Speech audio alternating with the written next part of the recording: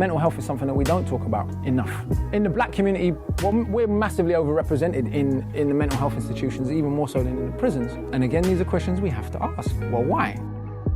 But once you get a control and an understanding of who you are, no one can use you against you. No one can ever use your mental illness against you. You've already spoke about it, so what you got? The biggest point in life to resolve mental health is like giving a fuck about a person. Where did you get the courage? I got the courage for 2 words. I care. It's Chill Will Radio, where connections will be made, advice will be given, jokes will be told, and things will get real. My name is Willis Cooks, and I'm your host. But understand this show is not meant to be used as a substitute for a relationship with a licensed mental health professional. Enjoy the show, y'all.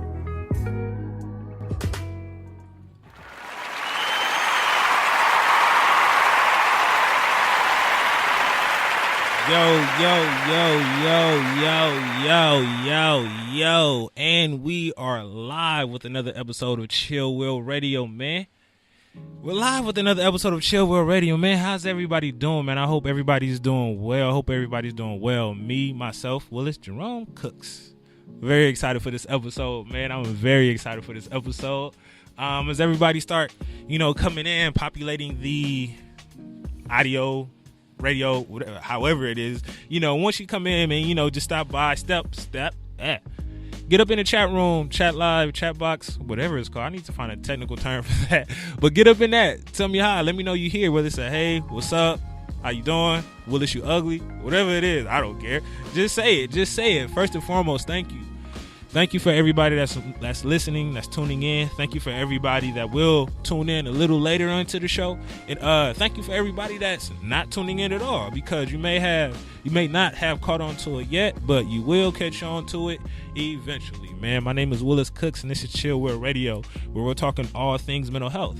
All things mental health for the black community, and we're not just talking about strictly depression and anxiety, but we're talking about all things mental health: depression, anxiety, schizophrenia, bipolar disorder, borderline personality disorder.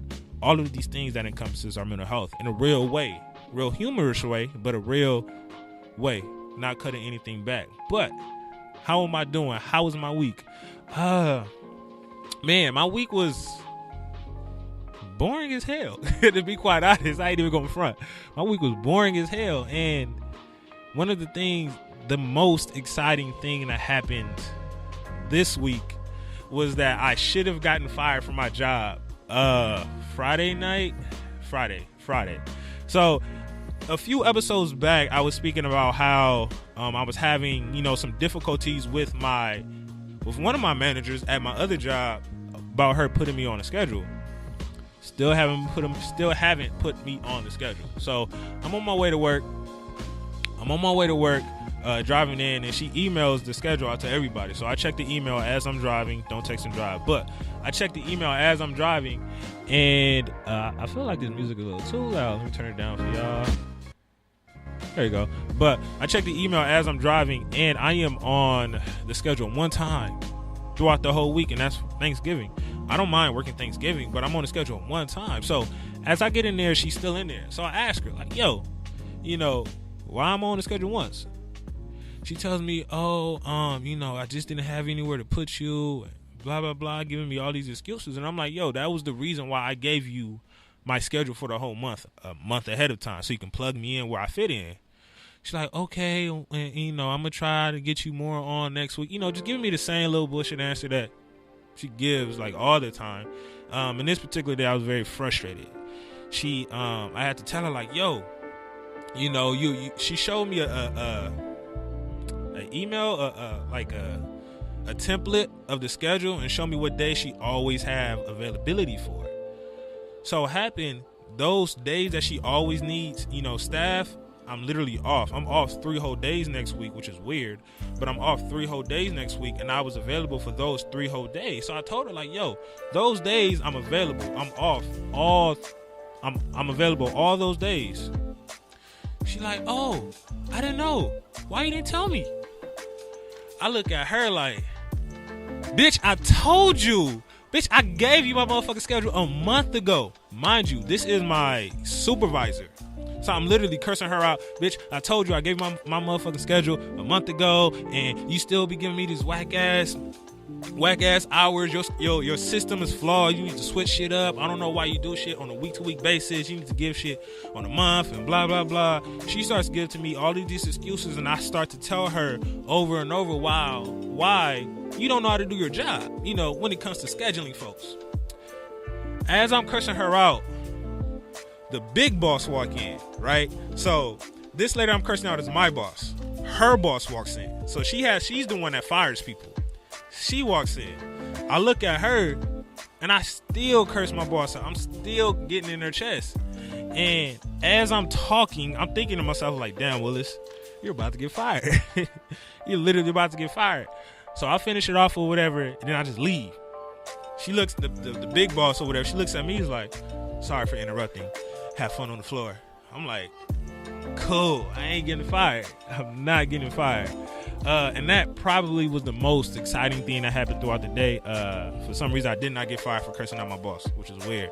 Another thing that I've kind of been noticing throughout the day is I've been procrastinating on certain things. I know last week, for the past 2 weeks, I guess I've been speaking a lot about journaling and writing things down, and I ain't even gonna front. I fell off of it this week. I haven't done it at all, solely because I be forgetting about it because it's brand new. But when you have a lot of things in your mind that you feel as if you need to get done, it's hard to start them because you don't really know where to start. And my days are like so busy and so long sometimes, and where the time I finally am able to get home, I either just pass out or I stay up just working on shit, and a lot of the things that I feel as if I need to get done now, been procrastinating. So, just as a personal challenge, what I'm going to do, and I'm going to let you guys know next week, how am I doing with this procrastination thing, is work on that, figure that out a little bit more.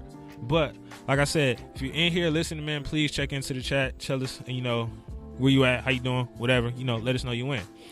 Moving right along to the self-care piece. This episode is very important to me because I have a guest, and we'll get into that guest, once this self-care piece is over with. But this self-care piece directly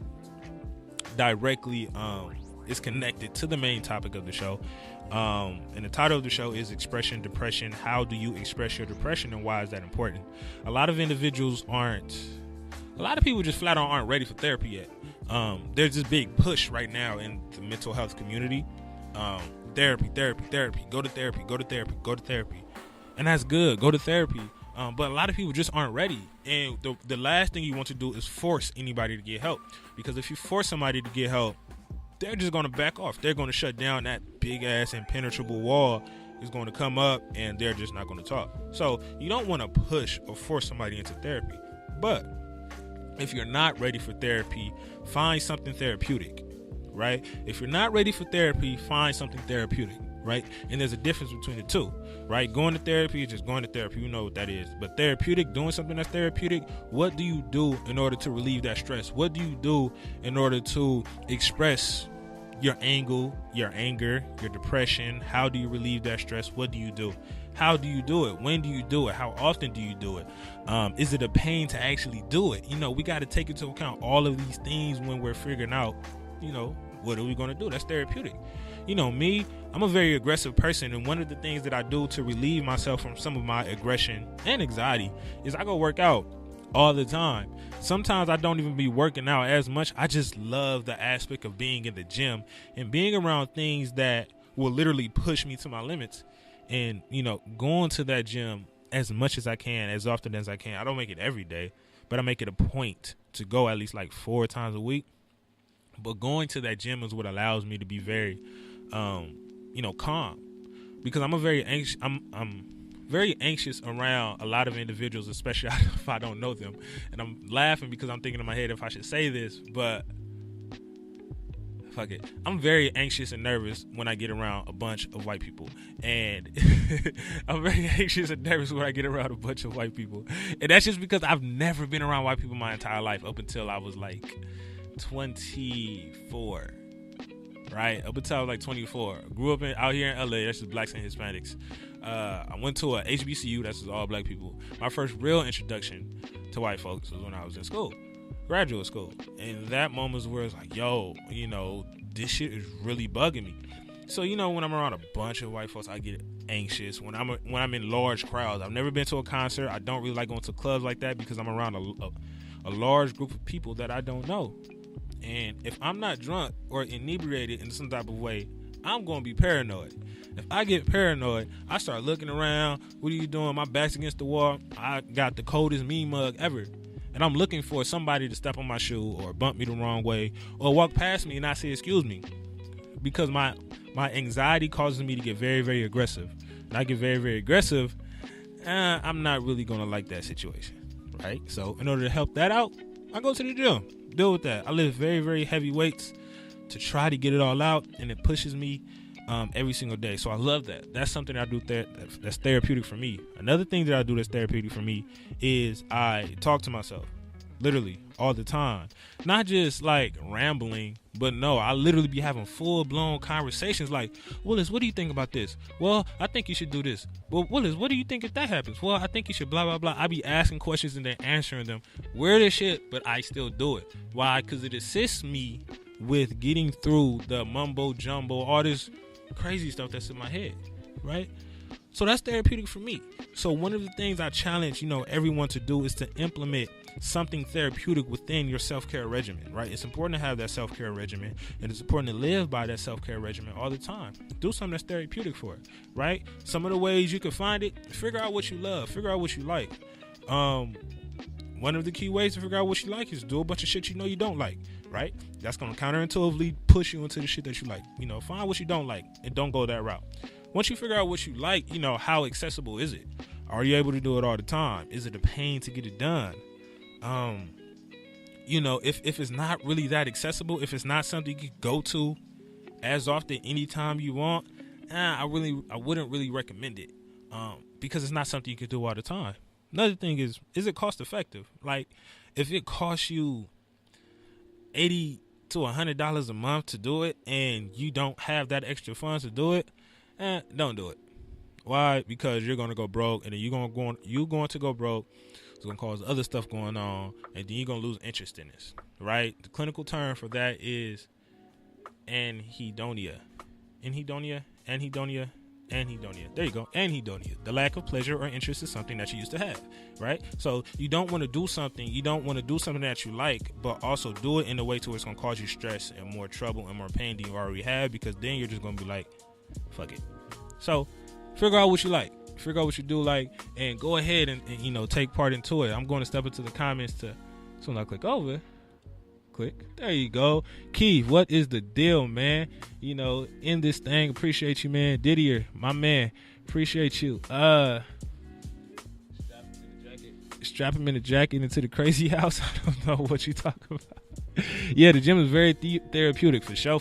Yeah, it is. So anybody that, and granted, you don't have to go to the gym.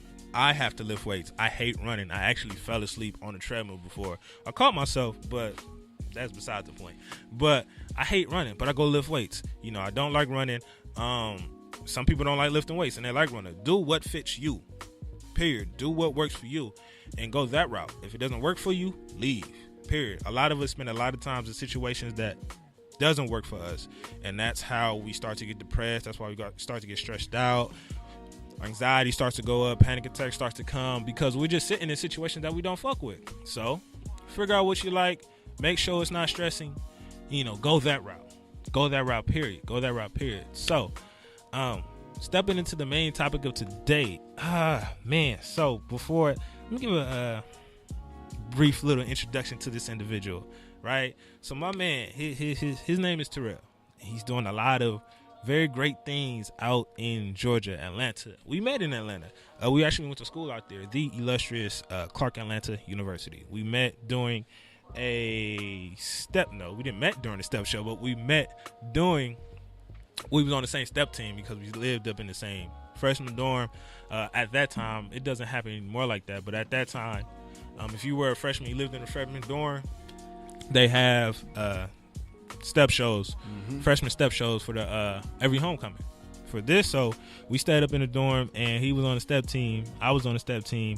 And I didn't hate this person, but he was very, he's very annoying, right? He's very annoying. See, when you have, I don't agree.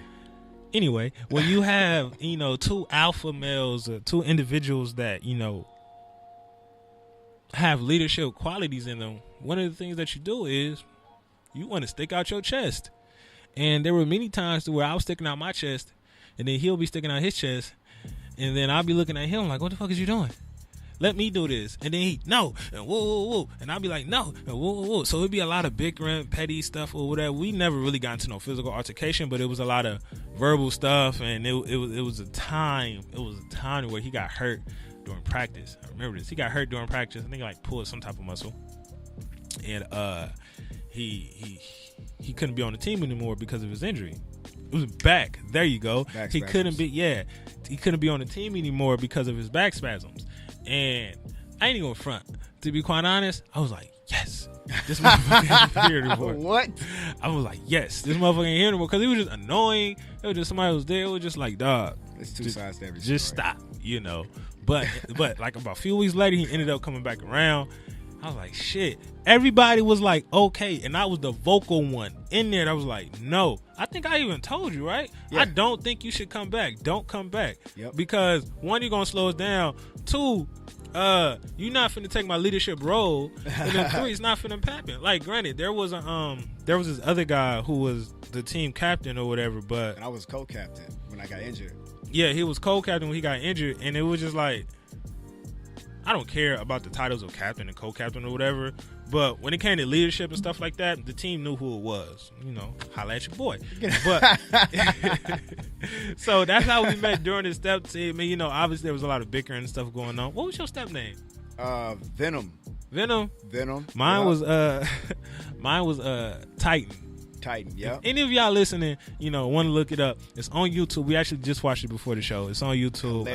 Pfeiffer Hall 2012 step show. Clark Atlanta University. Yeah, Clark Atlanta University. Yeah. So, we met then, and in the beginning it was a lot of bickering, a lot of back and forth, but we stuck around for some odd reason, and we just connected. Probably because we were both from California. That was the base, that was the foundation, and we just kind of built from there. And a lot of our friends we were in the same circle, so we couldn't hide from each other. But and like I said, he graduated. He's doing a lot of positive things out in the film world and acting. He's doing all of this stuff. He's I appreciate it so much. He hasn't gotten bougie yet. Yet. Don't know if he's gonna get there don't speak that on some certain point in time, but he hasn't gotten bougie yet. But I am thoroughly proud of this individual, everything that he's doing now, and everything that he will do. This is only the beginning, and I can't wait to see everything that he's got going on. So, Terrell, what's the deal? What's the deal besides that halfway nice introduction? That shit was beautiful. Led with disrespect. What's going on, man? I'm very happy to be here. I'm honored to be here. I'm glad they gave you a show. They gave the right person the show. Shout out to Keith. Big ass mouth. Perfect. No, legit. I think on a serious level, your voice box is valuable. My voice box is valuable too. That's why we clash so much on the team.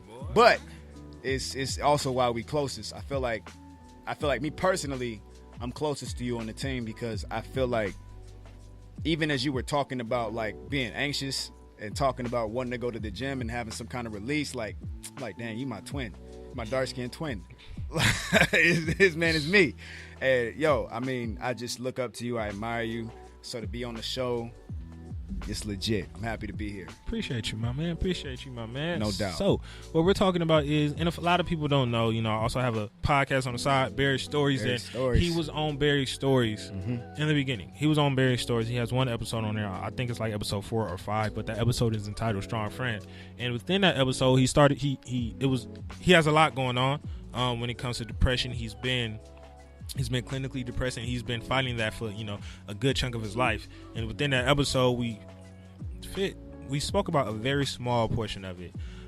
This isn't a continuation of it, but this is something that the other side of it. right? Because obviously we spoke about something on that episode. I'm not really going to give it away, but we spoke about something on that episode, and it was just something that he just felt as if he needed to continue to say. So, Terrell, where shall we begin with your story and, you know, this expression, depression, and everything like that? Because a lot of people know you act. Right. Don't nobody really know you rap. Right. I've been doing poetry and rapping since I might have been like rapping not till like I started rapping sophomore year of college when I was 16 years old because I heard J. Cole. J. Cole's Last Call and Royal Flush made me want to rap. So but if J. Cole didn't exist, you wouldn't exist. Not as quite. a rapper. Not quite. Okay. Because I was doing poetry, so I was able to put a poem I wrote to one of his beats. Got it. So I feel like Def Jam Poetry was the first and the only reason why I was on YouTube as a kid. It was the only thing I did. Mm-hmm. And then, of course, when I started to discover, because I was always a hip-hop head, deep appreciation for it. It felt like the heartbeat. Music was why I existed.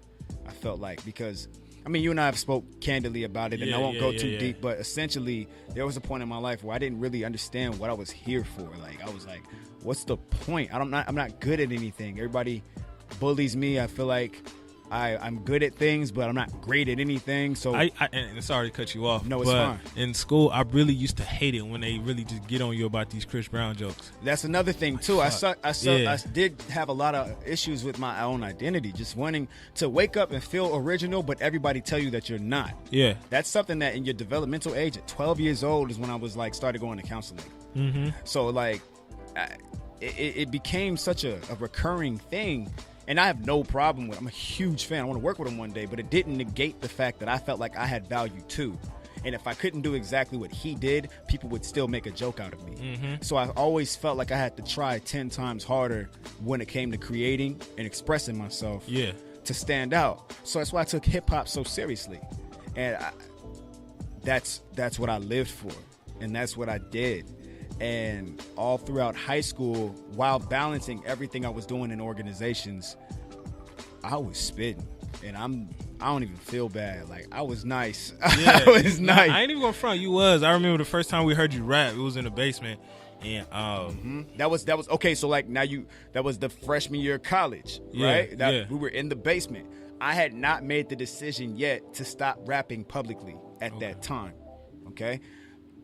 I came out to Atlanta with the intentions to be a rapper. No. Okay. To work in the film industry, behind the scenes as a director, but also fund that by rapping and writing for artists. Gotcha. That was my essential plan. That was what I was going to do. That was the only thing I had tried that felt as natural as breathing at that point in my life. Mm-hmm. Right? One very traumatic time in Atlanta when I was performing after the Step Show. I performed, and I was performing some very vulnerable stuff, but it was like Talib style, Common style. Like that's what I grew up on. That's all I know. And I was getting heckled worse than I ever had before. Okay. I'm talking about half the crowd was just recording me singing Chris lyrics. The other half of the crowd was just making fun of me. But the people who invited me out, essentially I was headlining. Like, they invited me out. They were like, yo, he's not going to be like the other acts. Y'all want to really tap in. But I was pretty much just trying to be like lyrical in a city that was literally just trying to hear Trinidad James. I gold all in my chain. Like, that was my joint too. But I hadn't even known what trap music was before I got to Atlanta. No. Okay, the only thing I knew about Atlanta was T.I. at that point. Yeah. So I made the decision, you know what? Hip-hop is the reason why I didn't take my life. I don't have to share this with y'all to feel good, because I know it makes me happy. So instead, I'm going to take this, I'm going to do it in privacy. 2012, I'm going to just write for years and years and years and years and years until it's time for people to appreciate what I'm valuable for, what I'm capable of.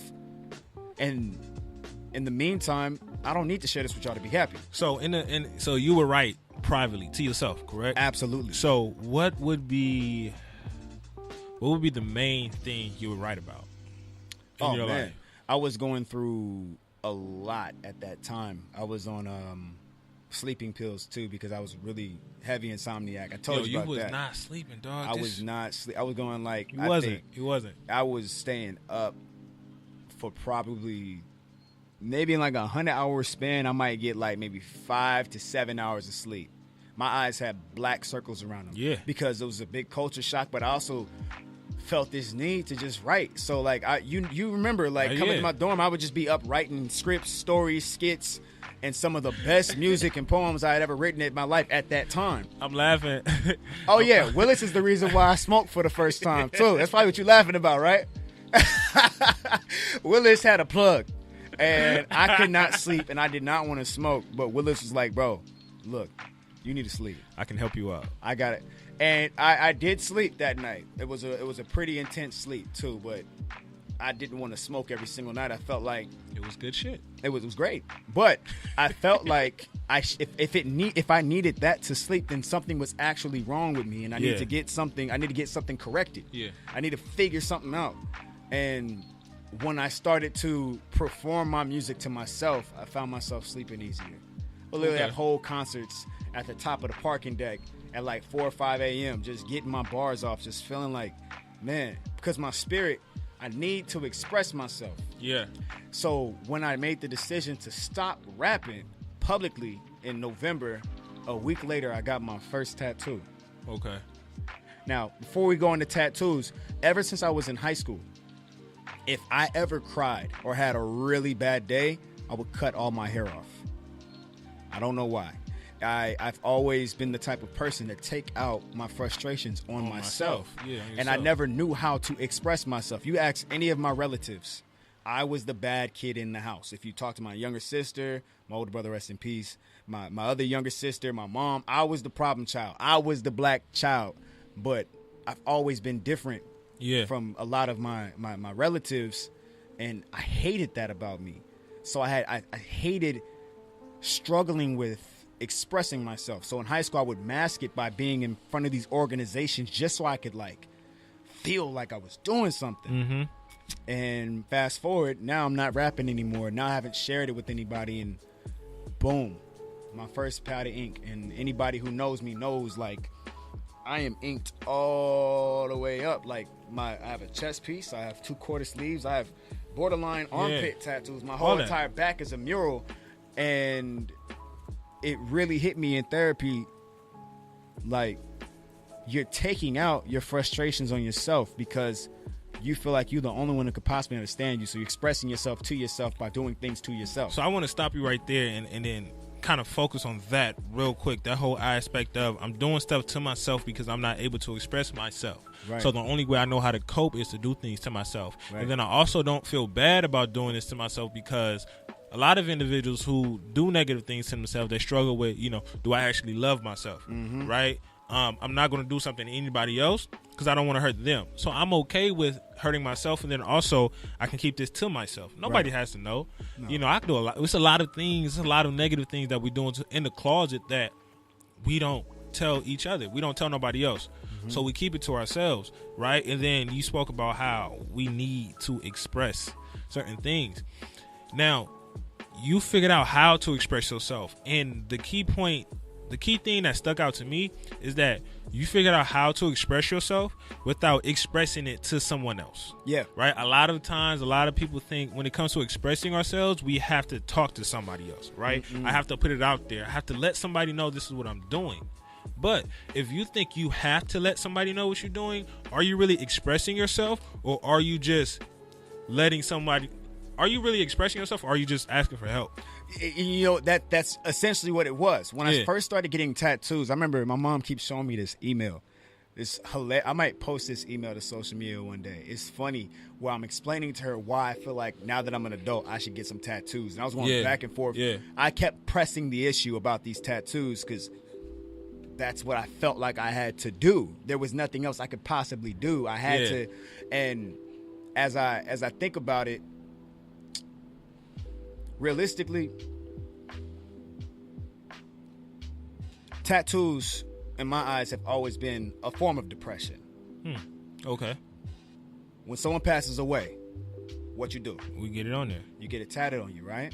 And I think there's always been some kind of correlation between tattoos and depression. When you think about people who are in the streets, people who gangbang, people who have been through war, people who think about these moments that they've overcome or maybe still in, they dedicate some part of them and the pain that they've experienced in that. So I can't tell one soul on this planet what any of this ink means, but I can tell you exactly what I was going through when I got it. I can tell you exactly why I felt like I need to do it. I don't think people realize how much tattoos hurt. People say I got a high pain tolerance. No, tattoos hurt, and I got a lot of tattoos, but I love them because I know to sit through as much pain, It's symbolic. as much pain as I've been through, man. At 24, these tattoos are kind of my way of saying, remember that? It's your way of saying it, and it's also your way of documenting your story. Absolutely. I can't tell you what it's they just ideas in my head. Yeah. I didn't grip these from Google. You know what I mean? I would talk to the artist about what I want. I try to draw it. I would, just put it here. And eventually I just had a bunch of spots and I was like, I got to make this all connect. And once I started going to therapy, that's when I started making these tattoos connect. So what are some of the tattoos and what do some of the tattoos mean? Like the most important one for you right now. What is that? My most important tattoo right now, I want to say the cross, but I think that's just the first tattoo because my mom wanted me to get something I'd be proud of. So that's that. But I'd say the yin yang. The yin yang with the cherry blossoms in the light part of it with the dragon surrounding it. It's my favorite tattoo. Why? I have a gigantic koi fish that I really love. I have an entire dojo on my right side. Like, I have so many tattoos and pieces. My tribal artwork on my arm seems to be everybody's favorite. But that yin yang, it's the good and the bad. It's the good and the bad. It's the masculine with the feminine. It's the balance. I literally have cherry blossom flowers inside of my yin yang because people don't realize that there's beauty behind flowers. And all these years I would really like flowers, and men in my life would make me, the very few men in my life would make me feel weird about it. And I'm like, there's nothing wrong with flowers. And also I have a dragon around it. And the dragon is the way it's shaped, it connects every single one of my tattoos. It is perfect in my eyes. And the dragon is masculine, the flowers are feminine, the yin yang is the balance of life. I really like that tattoo. Yeah. And I don't know. I just, it's probably the one I'm most proud of. And ironically enough, it was the one that gave me the least amount of pain. That's ironic. It is. What popped up in my head was, you spoke about the tattoos, yin yang, the balance of life and things like that. And it's important for us to be able to understand that not only one, nobody is perfect, but with every negative is going to come a positive. Right. There's always going to be something that either you don't agree with or someone else is going to agree with. Like, we're not going to be perfect. We're going to have our fuck ups. Right. We're going to. And I think it's important that we all understand it. Right. So even if it's through depression, and understand, like, that phase that you're going through, that phase of depression, is your phase, is your episode. That's what you're going through at that time. Right. But understand this, that's that terrible side, but there's also that good side. There's also that positive side that we need to keep in our mind. And a lot of people, when it comes to depression and anxiety, especially when it comes to anxiety, because when we speak about anxiety, there's always a what if, but there's always a what if to the negative side. What if I die? What if this don't go well? What if this doesn't go positive? But there's never a what if to the positive side. There's never a what if to what if I actually get this job? What if, I don't know, I do hit the lottery? Like, what if something positive happened? So when you spoke about the yin and the yang and how that was symbolic of you, for me, just knowing you on a personal level, it's about it's about owning your imperfection. Owning my imperfections. Owning your imperfection. And Straight up. Nobody here is perfect, but it's hard for us to own our imperfection because we always want to impress the next person. It's level spelled backwards is level. Like, we have to understand that no matter what, on either side of the end, right, it's important to be balanced. It's important to be stable. Yeah, I think one thing I really appreciate about tattoos, we walk in, and it doesn't matter what it is. I have an idea, and today I'm going to commit myself to having this idea on my body for the rest of my life. Even if I covered it up, it's just under the rest of this stuff, and I'll pay to experience this pain. Take me away from the pain in real life by distracting me with physical pain. And once we leave, we take care of the pain. We heal the pain. We make sure we don't get too much sweat in the pain. We make sure we put the right creams and ointments on the pain and wash it the right way. We take care of the pain, and eventually it heals. Yeah. And it's beautiful. And people will sit there and make fun of people's tattoos all day long, but until you've gotten a tattoo, you would not realize, like, yo, art is subjective. Yeah. Art is subjective. The Mona Lisa ain't supposed to touch everybody. I look at that and don't really care, but people might pay $3-4 million for that joint. And that's not to say that it's not an art piece. It just doesn't. It's not for me. And it's the music. Trap music, I didn't know what it was. I don't have a problem with it. I listen to all music. I study hip hop as a whole. I just hadn't heard of it then, right? But that means something to someone. You got these artists that are controversial, that are doing all these things for attention and clout chasing, and their art touches certain people. You could take a brush and just fling it at any canvas, and somebody on the planet, maybe even if it's just the artist, is going to find value in that. Yeah. And that's why I've always felt like, as an individual, you need to figure out what your spirit needs. My spirit needs to outwardly express myself. But let me ask you this. How do you find out what your spirit needs? You try whatever comes to mind. Because I was literally being told about this book. It's called The 5-Second Rule. I read it. Your mind, you already know, you got 5 seconds after coming up with an idea for your mind to start talking you out of it. Yep. You have an idea that, dog, it's like when you called me about this radio show. Do it. I ain't never done it. Do it. What you talking about? And it's the most natural thing you've done. Last time on Buried Stories, we talked about my acting career, how successful it's been to people. And in my head, I think I haven't scratched the surface because I feel like I know where I can go. Yeah. But the reality is, next to rapping, that is the most natural thing I've ever done next to breathing. That's why I haven't trained. And I'm able to feed myself and sometimes contribute and help feed my family with my craft, because as opposed to sitting here and doing what I feel like people want me to do, I tapped into, okay, all right, be honest, Terrell, what do you want to do? For the longest time, it was basketball. And then I realized there's a difference between love and devotion. I love the sport of basketball. I'm not devoted to the sport. And if I was devoted, I would be in the NBA. I'm not in the NBA because I'm not devoted to basketball. I'm not going to record every game. I'm not going to watch every single game. I'm not going to practice every single day. I love it. It makes me happy. I'll talk about it all day. I'll smile when I watch it, no matter what team. I'm not devoted to it. Yeah. I am devoted to acting. I am devoted to poetry. I am in my master's program for writing right now. I got my film degree. I just dropped a short that's doing amazing online right now. It's really, really dope. Thank you. It's really, really good. Because when you just come to terms with who you are and stop trying to worry and live for what everybody else wants and think about the dollar figure or think about what people would want you to do, and you just tap into, okay, spirit, who are you?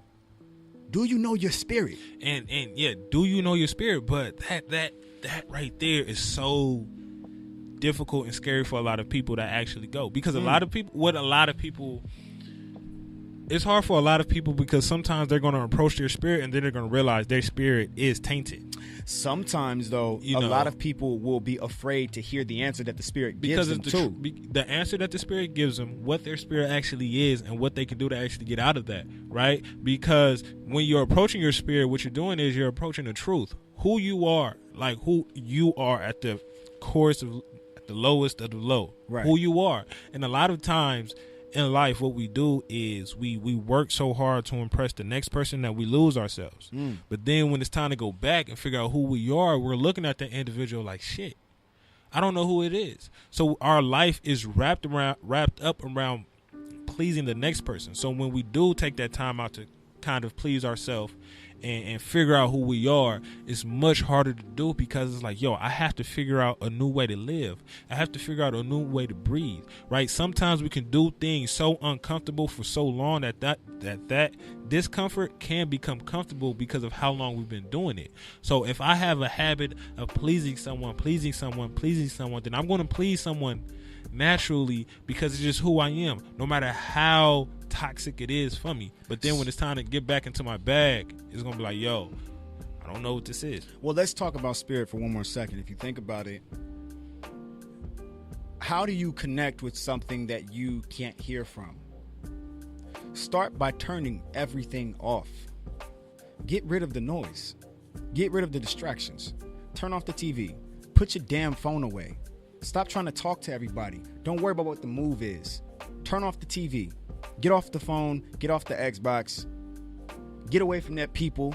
Get away from the crowd. Spend time with yourself. If you really sit and be still, you might hear the voice of God, because he don't compete with noise. And sometimes that voice of God is within, and you cannot hear that voice if everything else around you has your attention, because he only speaks once. If you want to hear him, turn everything off. That spirit inside of you knows what it's talking about. You don't speak that lyrics language because you have not made the attempt to learn that language yet. But you spoke about the 5-second rule, correct? Correct. And you spoke about how if you think about a goal, or if you have an idea, you have 5 seconds before that idea turns into a bunch of negative self-talk. Right. If we make that commitment to actually not go out and sit in our home, what we're going to do is, especially when we're dark, especially in the dark room when we're by ourselves, after that 5 seconds, we're going to start to think of, what is this? What is that? You know, why am I not over there? We're going to start to think of a bunch of negative things. I'm missing out on this. I'm missing out on that. That right there is very scary. And what a lot of people don't understand is, through pain, through hardship, is when you're going to be able to understand what happiness is. You're never going to be able to understand what peace is until you understand what chaos is. Very true. Until you understand what chaos is. So when you're sitting in that room, and like you're saying, you know, dedicating that time for yourself to actually listen to your spirit, to listen to who you are on the inside, you're going to go through those phases to where you're listening to who you aren't on the inside. And you see, that's the scary part, though, because if you don't take the time to learn who you are, and if you're not, if you are afraid of tapping into that person, there is no risk. There is no reward without a risk. A lot of times we have to try and become the type of person that is worthy of the blessings that we are asking for. That means you may have to sit there and deal with the things that make you afraid. You may have to deal with those things that make you afraid, make you scared, the things that make you anxious, and it's not easy. But think about any form of success that you want to reach. Any form of success that you want to reach is going to take something. I was just talking about this last night, right? I was talking about, once you've decided, I want to do this plan, it might take moving to the other side of the country. It might take trying to work so hard around all these distractions like you did to still qualify to go to an Ivy League master program. Come on, man. You've already done it. And then what? Be in an anxious environment around all these people that you've never seen before. Yeah. He's talking about my grad school, by the way. I'm talking about your grad school. I'm talking about all the things I know about you. I'm talking about sleeping in a car in Los Angeles. I'm talking about losing your mother. I'm talking about all these things that you've dealt with, all the traumatic things, to now move across the country, even more uncomfortable, to a HBC where all the distractions lie, in Atlanta, Georgia. Go to a master's program, top 10 in the nation, come back and change your community every single day. That is when you made the decision to be obedient to your spirit. Now think, if someone would offer you a radio show 6 years ago, would you have taken it? Fuck no. Exactly. Because it took you going to deal with all of these things that people may be afraid to deal with to get this far. It's not supposed to be an easy road. You may have to look in the mirror and be like, damn, I may have to change that. If I want to be so-and-so, I may have to play the game. I don't think it's fair. For example, a lot of my most talented actor friends, some of them are bigger. And they can book a theater show, but they may not book the love interest, and that frustrates them. Yeah. And what sucks is you may have to play the game and lose the weight if you want to book that role, or just sit there and wait for it to be your time. But that's what it is right there. right? What? We can play the game, but are you willing to wait for it to be your time? Well, right? Because yeah. it's going to, what we have to understand, if it's for you, if that's what your spirit is calling for, it's going to be your time when it's supposed to be your time, not when you want it to be your time. But the thing is, we have to sit there and be able to wait for it. And a lot of times, especially when it comes to things within this mental illness and this mental health field, especially when it comes to depression, we want to get out of this shit so bad right now that, you know, we cause ourselves much more anxiety because we're not out of it yet. And I have empathy for people like that. We were talking about this before. I have empathy for people like that, but there's no sympathy in that. There is no sympathy in that. You have to make the decision to get these things that you want. And it's hard. It is hard. It's extremely difficult to get to know your spirit on that level and to have to deal with these negative things. But you have to sit there and say, well, why not me? Maybe it's not my time. If someone handed you the money that you wanted all your life, if you were to hit the lottery tomorrow, do you have your financial literacy on point? Do you have an accountant set up? Do you know the tax codes in your city? Do you have all the knowledge for the money that you're praying for every single day? What if someone gave you the responsibility of a radio show, but you have not come as far as you have today to speak on mental health? You haven't even understood your own mental health. How are you going to teach people about their own? Because you have to sit there and go through. It wasn't your time. And in the time, in preparation for your time, you did everything you could to become the type of person worthy of your destiny that you asked for. But the biggest thing, I guess, for me, and then especially for you and for everyone else that's listening, is that we get so caught up in this whole aspect of I need to control what I'm doing. I need to figure out what I'm doing, how I'm doing it, and things like that. To keep it a buck, this whole mental illness thing and me working in this field, shit, I didn't really care about it at all up until 2 years ago. Two or 3 years ago, right? What's important for us to understand when it comes to things is, one, we have to be open.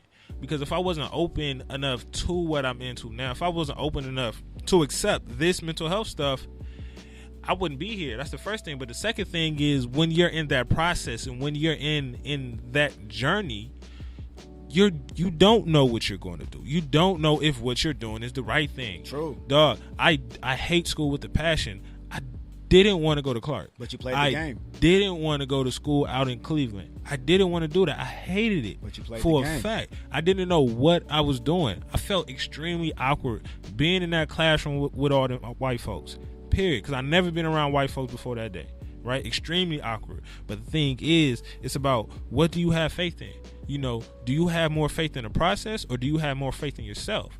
I know for a fact, when it came to me, I don't care about the process.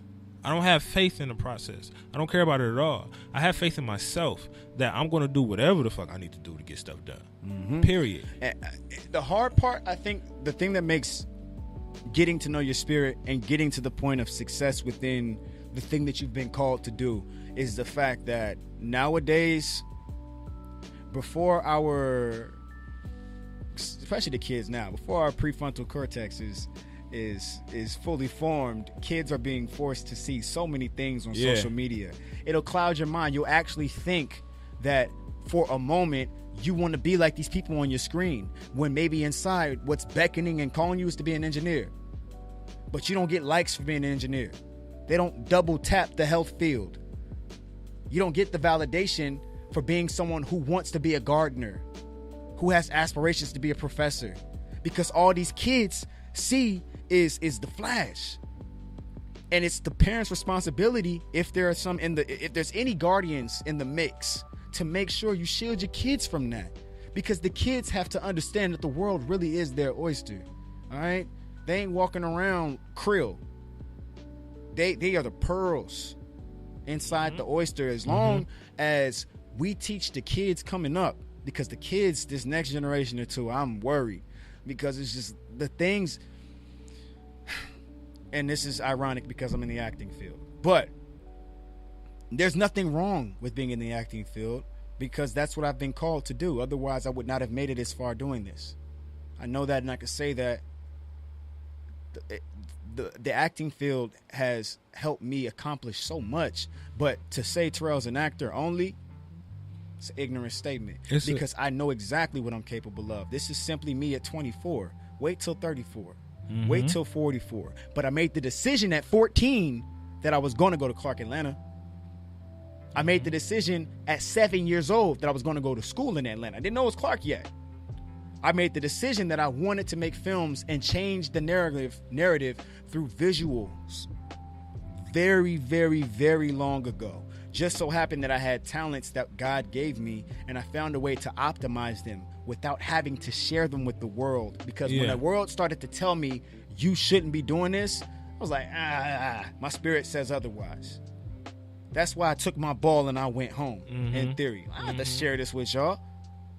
I don't have to share this with I know, nigga, you tripping. Keep it for yourself. I'm going to write for a TV show one day. I'm going to write for a movie one day. I'm going to write for your favorite artist one day. I'm going to write something that's going to help me get through the worst in my life, like I did. And that's where you're at now. That's where I'm at right now. That's where you're at right now, right? But the process it took for you to get to that place, right? What was that like, right? The process was hell. This year was the worst year I've ever had in my life. But you got to understand, DMX said it perfectly. In order, like you mentioned too, in order to experience a miracle, you got to go through a disaster. In order to experience the miracle of, like he said, quote, dodging a bullet is to get shot at. All right?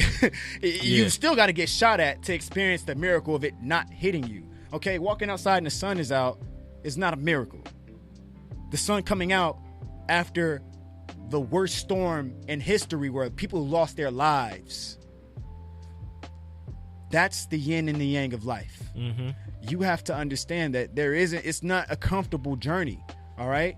When God has given you something to do, when God has given you something to do, because we all have something to do, you can't figure that out until you've made the decision to listen to what's in here. What is it that I'm supposed to be doing right now? And then listen to that, because you're going to go through a lot of lumps in this journey. It's a hell of a lot more no's than there were yeses. Yeah. But the yeses, nigga, the yeses, bro, I'm going to take every yes and run with it. Taking the yeses and run with it is why I'm on a show right now where I might be a series regular next season, but I started off auditioning for Bully 1. Yeah. You got to start small. But you got to deal with these no's. You got to deal with the no's. The no's come. The no's are there all the time. You're going to lose people in the process. I just buried my brother 2 years ago. He just turned 26 when he passed, two months ago. He turned 26 when he passed. I'm 24, but I was on antidepressants at 23 because I was afraid of dying young. But I was right there holding his hand when he passed. That shit is easy? Hell no. But that opened my eyes to the value of life. That made me unafraid to die and more afraid of not getting everything out before I passed.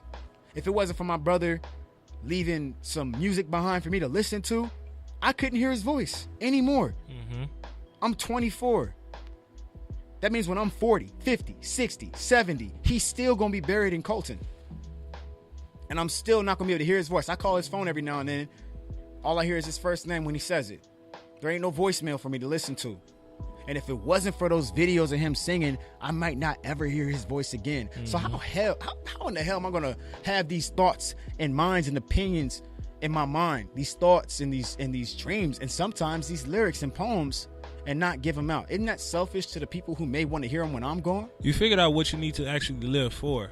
Exactly. Up to this point, right? You figured out what you need to actually live for. That right there, your brother passing, that's that extra push that you've had every day. Before that, you've already had the push. You've already had that faith and that will and that drive.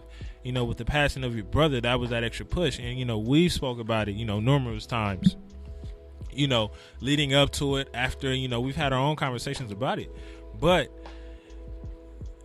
when it comes to grief and loss, when it comes to death, things is that. And you spoke about how you held your brother's hand while he was dying. I had his right hand. My mom had his left. You had his right, your mom had his left. And I spoke about on this show before in the past, not in detail, but in the past about how I watched my mother die. Right? And death is something that can cause someone to dial everything back and just give up. Because that man, You mind if I speak about the conversation we had a little bit? I have no. This might help somebody. So the biggest thing that I picked up from that conversation is that this whole aspect of not being selfish, right? You were telling me about how your brother died a few times before you could actually come out here because you was working on finishing up your finishing up your film, and then you was working on Step Up series, correct? Yeah, you couldn't come out here contractually, but not even that, because Step Up probably wasn't going to budge. I could have at least left for the weekend, and not that this Step Up was bad for that. It makes a lot of sense. In fact, I showed up Friday to set. I found out he was going. They said I had my last conversation. I'm sorry, my mind is everywhere. Go ahead. My last conversation with my older brother was August 15th. That's when the last time I heard his voice before they put the tube down his throat. Okay. Thursday, I wake up to a call. They telling me he might not make it. Everybody is in California with him. I'm in Atlanta by myself. Probably balled up in fetal position, crying. Mm-hmm. Friday, I go to set. Because in my last conversation with him, he said, just stay out there and finish it. Go to set, Step Up. The director's dad, passed away. She's on set, bawling her eyes out while we're filming. She's looking at me because she knows there's something going on with me. She just lost her dad that day. She stayed and she filmed. Saturday, Sunday, I'm shooting my film for Novella. My brother passed away on the way to the hospital on the 15th. He was revived. That's one. Passed away Saturday before they started dialysis treatment after he got revived. Sunday, he went cold blue for the last time. Monday, I'm on set for Step Up again. I'm on set of Novella. I tell my stepdad to put the phone to his ear, and I'm talking to him. He can't talk back. My stepdad tells me that he's just shaking his head, nodding his head, yes. He's crying. And then he mouths, I love you. I finish Step Up. I go straight to the airport. I land at like 12 a.m. Tuesday. I'm in the hospital with him Tuesday at 2 a.m. I spent the night with him, and he passed away Friday. And what the thing that I took out of that, right? The one thing I took out of that, and I went on this rant when we were talking, is the fact about how he passed a few times, and he told God 3 times. 3 times. He told God, hold the fuck up. It ain't time yet. My brother not here yet. He waited for me, dog. Hold the fuck up. My brother not here yet. So even in something like that, right? Even in something like that, and how I picked that up, you picked that up as well. But a situation like that caused you to get that extra little push, right? Because it's someone that's on there, it's someone that's taking their last breath. That's, I believe in Terrell this much. I believe in, my brother this much. I'm gonna wait on him, even though God is calling me. I love you, God, but you got to chill out. Wait until he gets here, and then when he gets here, that's when it's gonna work out. When he gets here. Right? And then that's what ended up happening. And that's the biggest thing that stuck out for me when it came to that situation. Because we don't understand how powerful we truly are. We don't understand how powerful we truly are. Like at all, until we get to that last point, until our backs is up against the wall. We don't understand how powerful we truly are. So not only was your brother powerful as fuck to put God on hold. Like, I'm God, don't put me on fucking hold. But not only is your brother powerful as fuck to put God on hold, but you yourself to go ahead, still work, still hold your head up high, and then go home and hold your brother's hand, as he takes his last breath. And then you did not sit back, go into your corner, and just cry or weep or just say forget everything. You didn't take a break. You went right back to work. You didn't go right back to work because you felt like, oh, I have to do this or whatever the case may be. From the conversations that we've had, you went right back to work, because what you're doing is you're not only carrying the legacy of yourself, but you're carrying the legacy of your brother, and your brother understands how important that was for you. My brother was the hardest Period. worker I had ever met in my life. Yeah. I got to live in the room with him. I mean, man, look, he told me he's been pursuing Broadway, and he knows this career like I do. He's the only one in the family that really does, because I guess in theory we're the only two entertainers outwardly. There's some that's pursuing it, but this is how we pay our bills.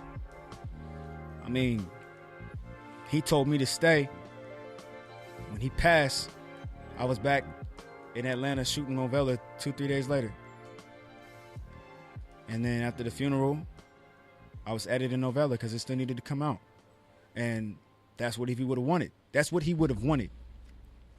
I think the reason why he waited for me, because he had been with everybody else, because he knows I probably couldn't live with that, the idea of that. But I mean, this man, dog. Yeah, it's. But my next question is this, because we're speaking about how are you going to express that pain? How are you going to express that hurt?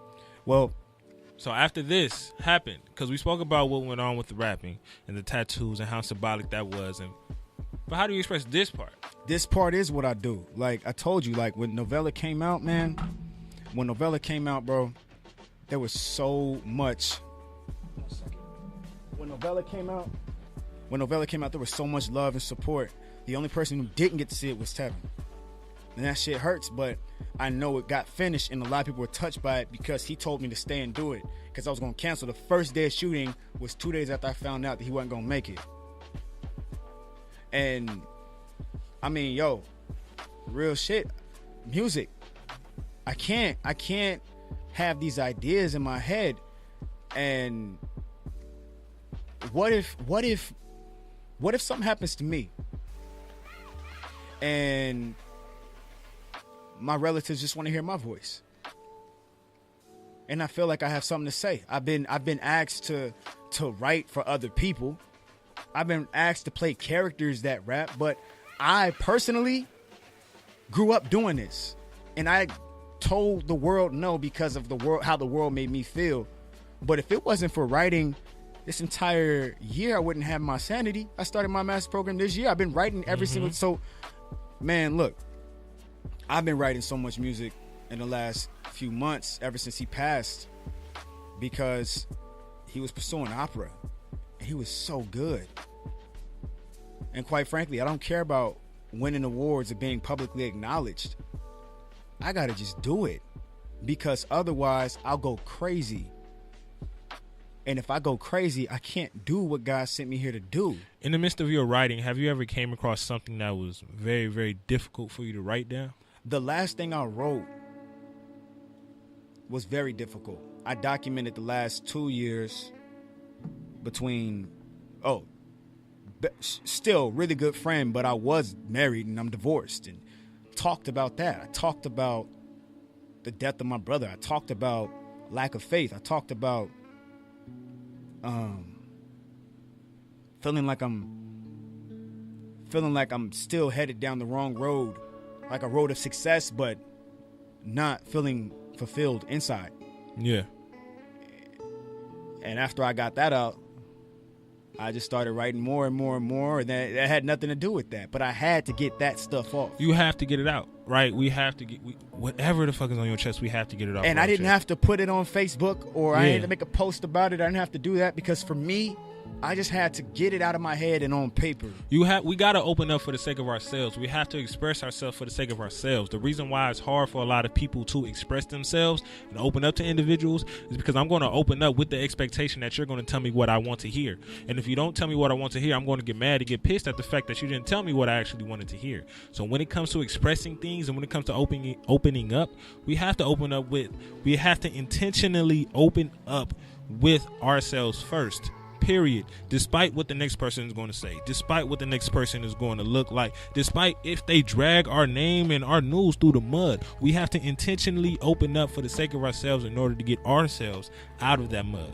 We have to start to be able to work with intent to be good, intent to stay positive, intent to open up, intent to express, however I'm going to express myself, right? We have to do it with that intention. If we don't do it with that intention, we're just going to be doing it for the sake of doing it because someone is suggesting that I do it.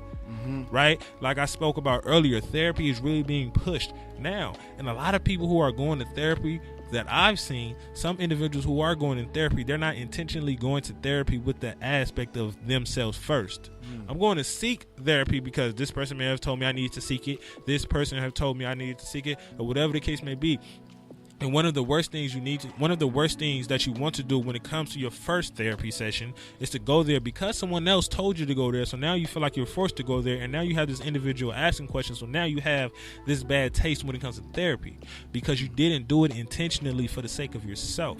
Everything that you're doing right now, Terrell, when it comes to writing, when it comes to acting, is not only for your brother, but it's an intentional act for the sake of yourself, so you can make sure you left that legacy here because that's what your brother fucking died for you to actually do, right? Yeah, and you see, the beautiful part that comes with pain and understanding your threshold is that sometimes you're just not gonna get over it, and that's fine. And that's completely fine. One thing I've completely accepted, is that I'm never gonna get over the death of my brother because. 3 reasons.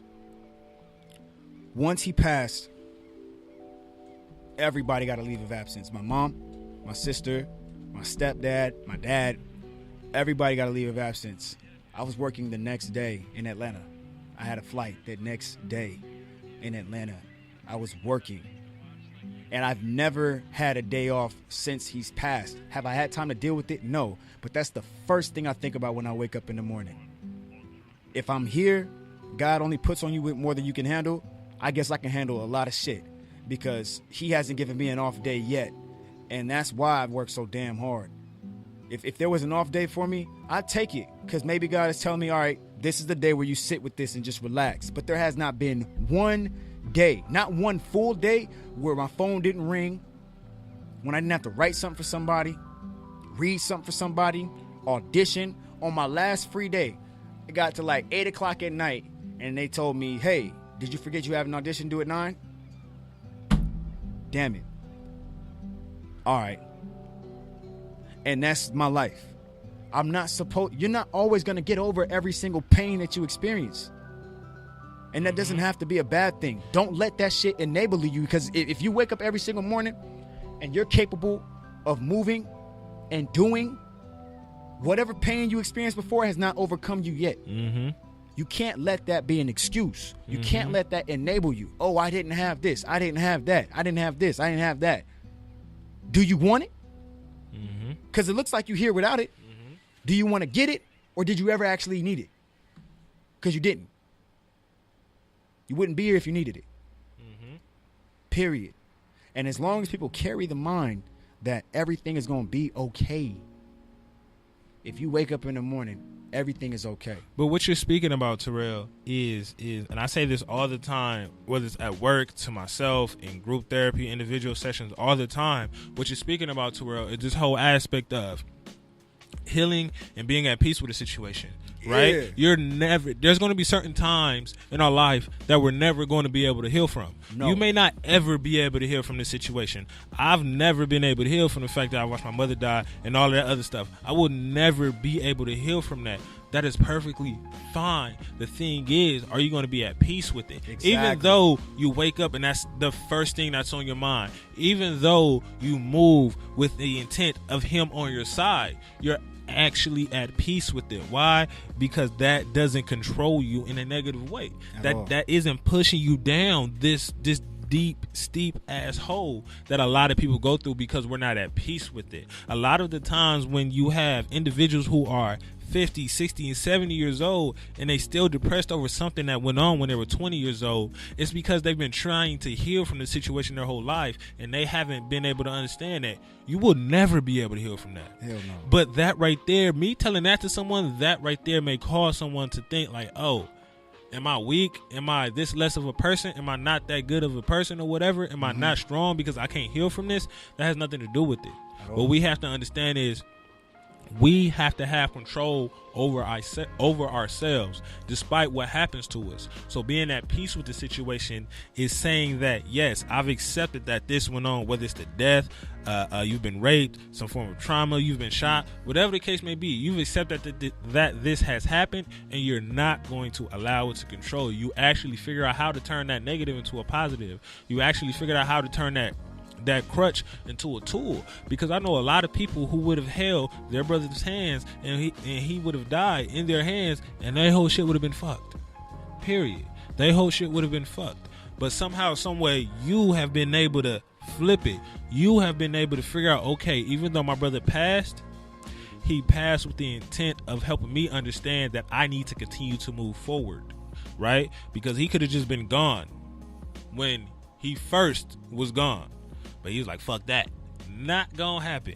I got a mission that I have to give to my little bro, and I'm going to give this mission despite how bad you want me, God. I have to intentionally stay here. You're never going to be able to heal from that. I probably will never be able to heal from a lot of things that I've been with, but you're at peace with it. And that's the biggest thing. To me, that's actually more powerful than actually healing from a situation. Period. Because you're never going to be able to heal from anything if you aren't at peace with it. And that's where you have to work at first. Period. I totally feel at peace with understanding that he's definitely where he belongs right now. And his spirit, I'll run into it again in this lifetime. He probably... My big brother, shout out to Karan, man. Not my big brother, but, my mentor.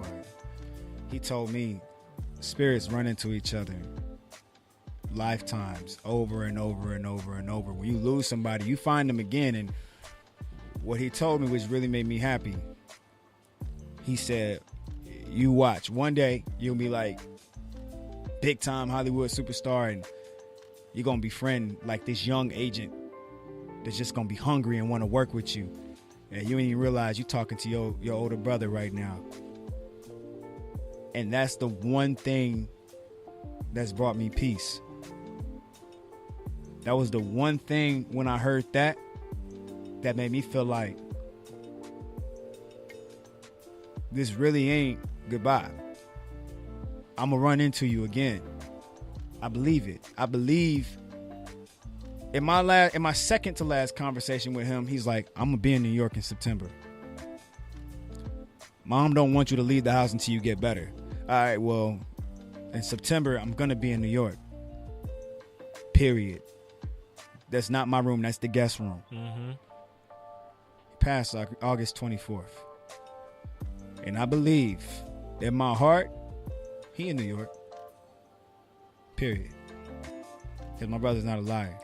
Waiting on you. So, what I'm about to do right now, I'm about to put you on the spot. We spoke about, how do we express ourselves? You already spoke about how you express yourself through your tattoos, but you mentioned writing a whole lot. Right. You mind sharing something that you wrote? I never mind sharing that. Never mind sharing? I never mind sharing no more. Okay. I don't know if you have anything pre-written or freestyled or whatever the case may be, but you want to just do it on the beat? I can find something on the computer. No, yeah. I'll tell you one. I'll tell you a beat. Just give me.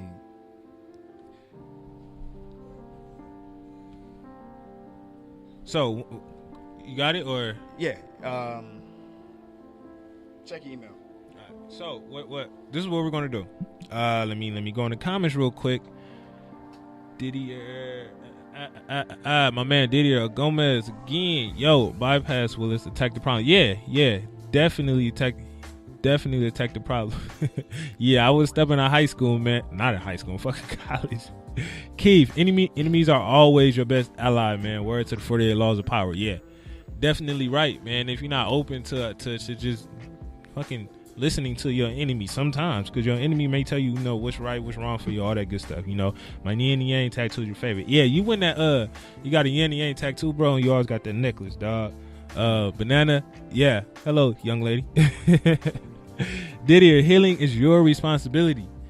Yeah, I definitely agree with that, man. Healing is definitely your responsibility, man. If you don't take control of it, you know, it's going to take a very, very long time for you to heal.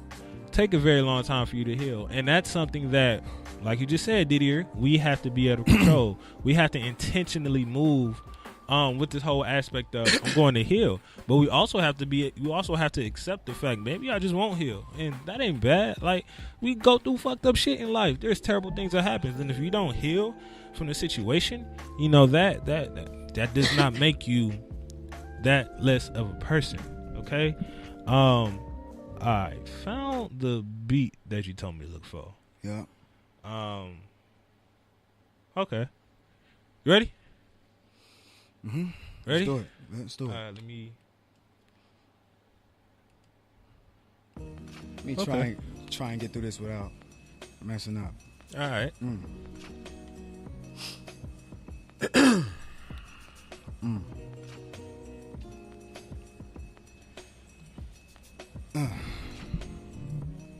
Hey. You won't know me until everyone else around you act like they don't know you either. Your mother called you crying because you never get to see it. The ones you thought that loved you were the ones who didn't care. And the ones who never cared, all of a sudden standing there and you lost.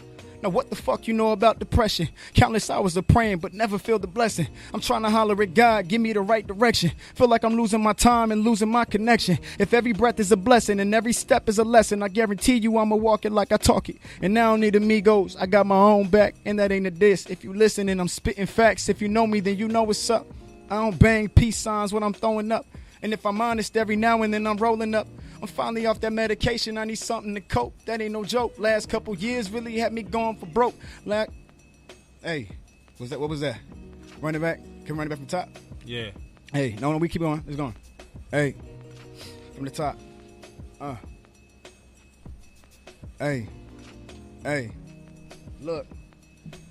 You won't know me until everyone else around you act like they don't know you either. Your mother called you crying because you never get to see it. The ones you thought that loved you were the ones who didn't care. And the ones who never cared, all of a sudden standing there and you lost. Now what the fuck you know about depression? Countless hours of praying but never feel the blessing. I'm trying to holler at God, give me the right direction. Feel like I'm losing my time and losing my connection. If every breath is a blessing and every step is a lesson, I guarantee you I'ma walk it like I talk it. And I don't need amigos, I got my own back. And that ain't a diss. If you listen and I'm spitting facts, if you know me then you know what's up. I don't bang peace signs but I'm throwing up. And if I'm honest, every now and then I'm rolling up. We finally off that medication, I need something to cope. That ain't no joke. Last couple years really had me going for broke. A lot of trauma, some therapy, and it wasn't no hope. Even married me a proud Mary, but wasn't ready, and we knew that. So after 7 months we split, but what's love got to do with it? I'm staying the course, my heart's cold. Probably why I'm 24 and divorced. So either let me in this bitch or I'm kicking the door. And I ain't quitting till my little sister's whipping the Porsche. I'm flipping the sauce, channeling pain, switching the grain, gripping the drink, pouring up and drinking some more. Trying to smile through the pain. Everybody call me lucky cause I'm filming every day and got these cameras in my face, nigga, fuck that shit. The fuck you know about depression? Countless hours of training, only to second guess it. My older brother died, now I'm all aggressive. And screaming fuck the world with no contraceptive. My perspective's really in questions, I can't protect it. I'm hexed with the stress and the pressure, this depression is taking over. Spending hours trying to build me something different, a clearer vision. Awaken in the morning, never saying so what. A whole lot, Hold up. Hey. That's it. See, a lot of times in life, man, what we got to understand is, we got to figure out is, how are you going to express yourself? Do whatever, however you can, no matter what it is. And Terrell, he just rapped something. I don't know how long it took for him to write that, but it's important that we find that outlet.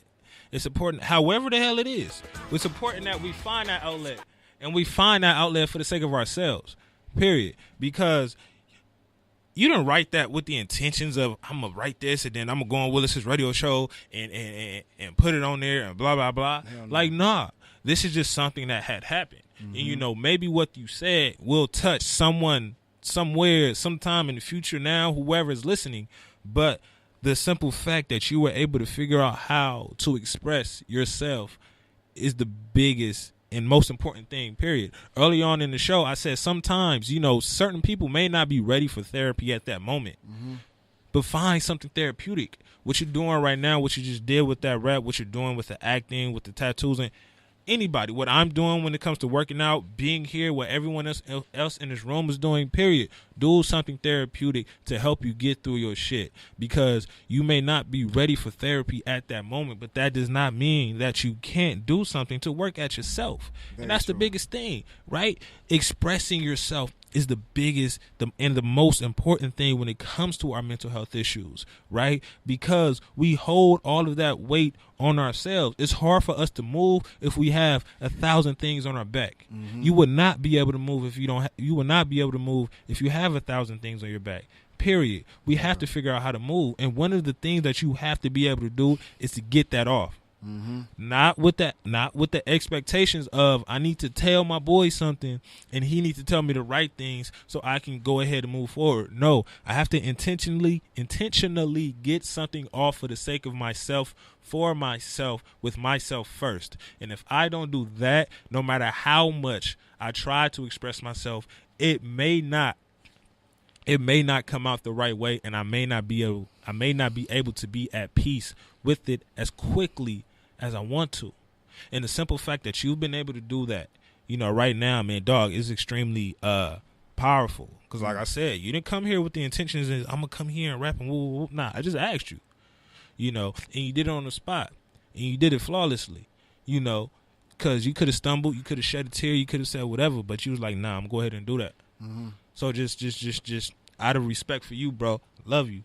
Appreciate you for doing that. Appreciate you for finding your outlet. Man, listen, as long as everybody kind of just gets the idea that this is not supposed to be easy, and if you want great things to happen in your life, you're gonna have to go through a lot of things that are gonna hurt, that are gonna kill you, but it's like a muscle. You gotta tear it for it to grow. And I hope whatever people's outlet is, mine is writing. All right, I have no intentions, not a care in the world to perform, be an artist, but I didn't know how else to sum up the last couple years. And so I wrote that, and I just automatically felt better. I felt better. And sharing it publicly ain't nothing, that's whatever, but the reality is I hope anybody who's listening, yo, man, there's nothing wrong with feeling the way you feel about your problems. Discover what your outlet is. Find somebody that you can trust and talk to. Seek therapy. Check on your mental health. It's very important. And don't be ashamed to be going through anything, bro. Everything is supposed to happen. Everything that you experience is supposed to happen. It's what you do with them, those experiences, that define your character. And as long as you aren't afraid to grow and see who your spirit really is, man, and even if you do something within that journey that's going to hurt or diminish your character, understand this, you know, a broken glass can be put back together. And then sometimes things look way better when it has cracks in it than things that are just plain and just new and things like that. Quite frankly, that's why I'm so happy for my tattoos. There's Period. a story behind every single one. Period. Straight up. So, it's a lot. It's a lot. We spoke about a lot here, man. And the biggest takeaway that I've gotten from this is what we've been speaking about the whole show. You know, how are you expressing your depression? How are you expressing your anxiety? How are you expressing whatever? You know, if you're not able to go to therapy because you feel like you're not ready for it, or because it costs too much, because, you know, or, you know, you may have used all of the time that your insurance will pay for it. You know, you don't have the money for it anymore, or you didn't come across the right therapist. You just don't know where to go.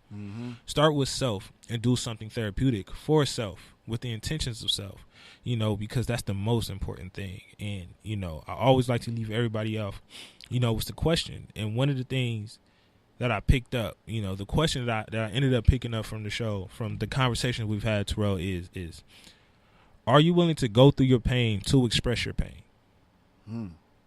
Are you willing to go through your pain to express your pain? Because I mentioned this earlier, that in order for you to find peace, you have to go through chaos. In order for you to be happy, you have to know what sadness and depression is. You have to understand what that pain is. So you got to go through it. And sometimes to go through your pain, you have to express your pain. Absolutely. In order to get out. So you won't be able to really get through it. So I know with me, is something that I'm just now learning to do, because I know early on in the year I mentioned that I expressed my suicidal attempt. I never spoke about that ever in life. That was something that I kept to myself. You know, it just, ever since I expressed that pain to myself and to other people, it seems like a whole ass ship and planet have been, you know, lifted from my back. Take pride in your bullshit, people. Yeah. Just take pride in the shit that you have to go through, because that is what makes you special. Everything that you experience is exclusive to you. Everybody has different battles, different bouts. If we could put me and you in the same exact situation, more than likely we'll react differently, process it differently, because we are our own individuals. Yep. So as long as we take pride and ownership over who we are and what we go through, the answer is pretty clear.